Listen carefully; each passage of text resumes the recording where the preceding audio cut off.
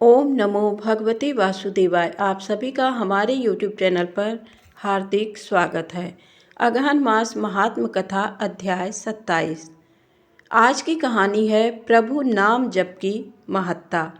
प्रेरक कहानी अच्छी लगे तो कृपया चैनल को एक लाइक अवश्य करिएगा। एक बार की बात है, राजा एवं महामंत्री ने मार्ग में किसी ब्राह्मण को भीख मांगते हुए देखा। राजा ने महामंत्री से पूछा, ये क्या है?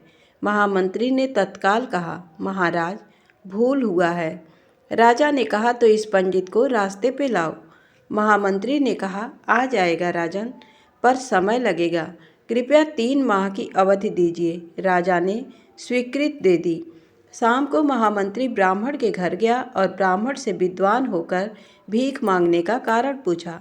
ब्राह्मण के बताने पर महामंत्री ने कहा, कल से प्रातः आप 4 बजे जाग जाएं और मेरे लिए 2 घंटे हरे कृष्ण कृष्ण कृष्ण हरे हरे, हरे राम राम राम हरे हरे नाम जप करें।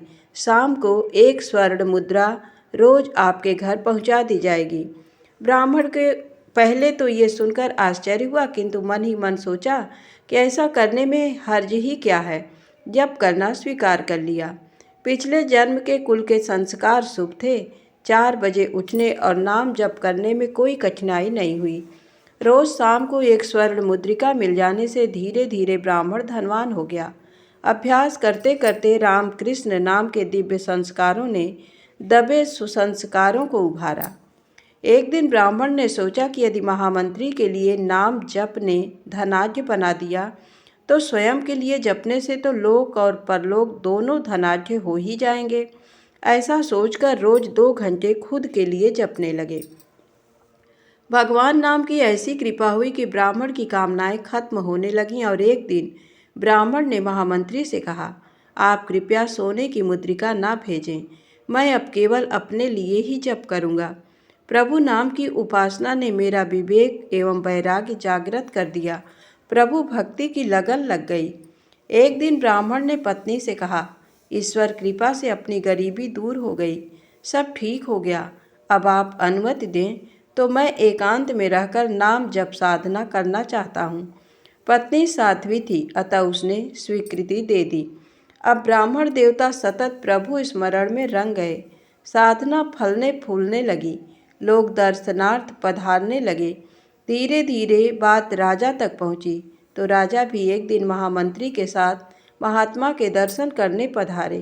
वापस लौटते समय राजा ने कहा, महात्मन, मैं भारत का राजा आपसे प्रार्थना करता हूँ, यदि आपको किसी चीज़ की ज़रूरत पड़े तो निसंकोच संदेश भिजवाइएगा, तत्काल मिलेगी। ब्राह्मण देवता मुस्कुराए और बोले, राजन, आपके पास ऐसा कुछ नहीं जिसकी मुझे ज़रूरत हो। हाँ, यदि आपको कुछ चाहिए तो मांगने में संकोच मत करना।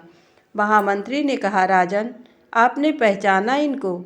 ये वही ब्राह्मण हैं जो 3 माह पूर्व भीख मांग रहे थे। प्रभु नाम के जप ने एक भिखारी को सच्चा दाता बना दिया है। यह सुनकर राजा बड़े हैरान हुए। ये है नाम जप का प्रभाव, जो भिखारी से भी सच्चा दाता बना दे। धन्यवाद।